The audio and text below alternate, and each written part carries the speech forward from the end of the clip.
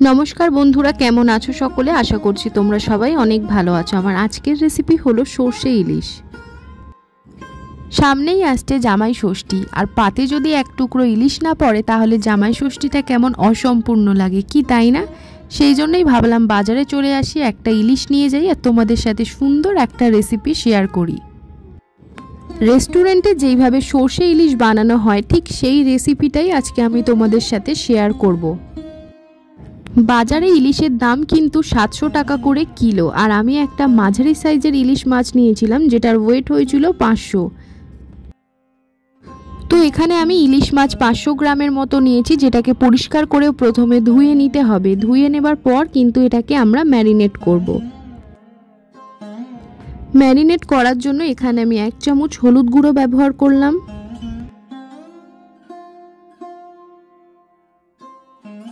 দিয়ে দিলাম স্বাদ মতো নুন, সামান্য একটু সর্ষের তেল দিয়ে দিলাম ওপর থেকে। এইবার কিন্তু মাছগুলোকে আমি ম্যারিনেট করে নেব।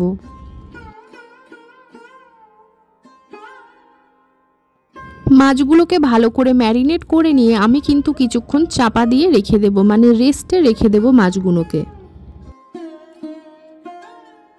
মাছটাকে কিছুক্ষণের জন্য আমি রেস্টে রেখে দিয়ে তারপর গ্যাসটাকে অন করে একটা কড়া বসিয়ে নিলাম।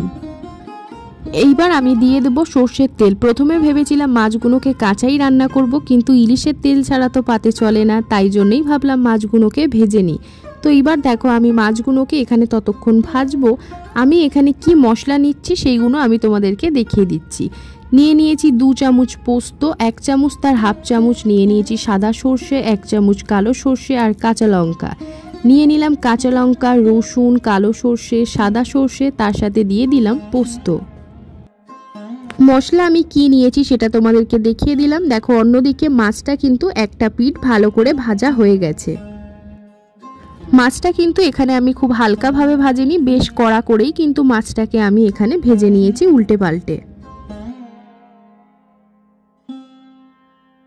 সেম ভাবেই কিন্তু আমি এখানে মাছগুলো লাল করে ভেজে নেব। এইবার আমি একটা বাটি নিয়ে নিলাম, তার সাথে নিয়ে নিলাম একটা ছাঁকনি। যেই মশলাগুলো আমি বেটে রেখেছিলাম সেটা কিন্তু ছাঁকনির মধ্যে সব ঢেলে দিলাম। এইবার একটা চামচের সাহায্যে কিন্তু এইভাবে নাড়িয়ে নেব।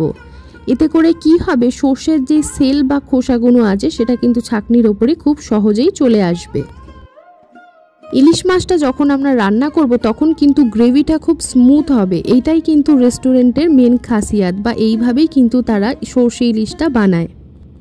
মাছ ভাজার তেলের মধ্যেই কিন্তু আমি সামান্য কালো জিরে দিলাম, দিয়ে দিলাম বেটে রাখা মশলা, 2টো কাঁচা লঙ্কা দিয়ে কিছুক্ষণ আমি ফুটিয়ে নেব। ফুটিয়ে নেবার পর কিন্তু দিয়ে দেব স্বাদ মতো নুন, দিয়ে দেব 1 চিমটে মতো হলুদ। এবার ভালো করে মশলাগুলো কিন্তু নাড়িয়ে চাড়িয়ে নেবার পর আমি দিয়ে দেব স্বাদ মতো চিনি, তার সাথে আমি দিয়ে দিলাম হাফ কাপ মতো জল। এইবার মশলাটা যখন ফুটে আসবে বা গ্রেভিটা ফুটে আসবে, আমি কিন্তু ভেজে রাখা মাছগুলো সব গ্রেভিটার মধ্যে দিয়ে দেব। এইভাবে বেশ কিছুক্ষণ ধরে মাছগুলো কিন্তু ভালো করে ফুটিয়ে নিলেই কিন্তু তৈরি হয়ে যাবে সর্ষে ইলিশ। আমার আজকের রেসিপিটা যদি তোমাদের ভালো লেগে থাকে তাহলে অবশ্যই লাইক করো, কমেন্ট করে জানিও তোমাদের কেমন লাগছে। যে যেখান থেকে দেখছো সেখান থেকেও কিন্তু লাইক শেয়ার করো, সাপোর্ট করে পাশে থেকো। আজকের মতো এইটুকুনি, দেখা হচ্ছে নতুন কোনো ভিডিও নিয়ে। ভালো থাকবে, সুস্থ থাকবে, ধন্যবাদ।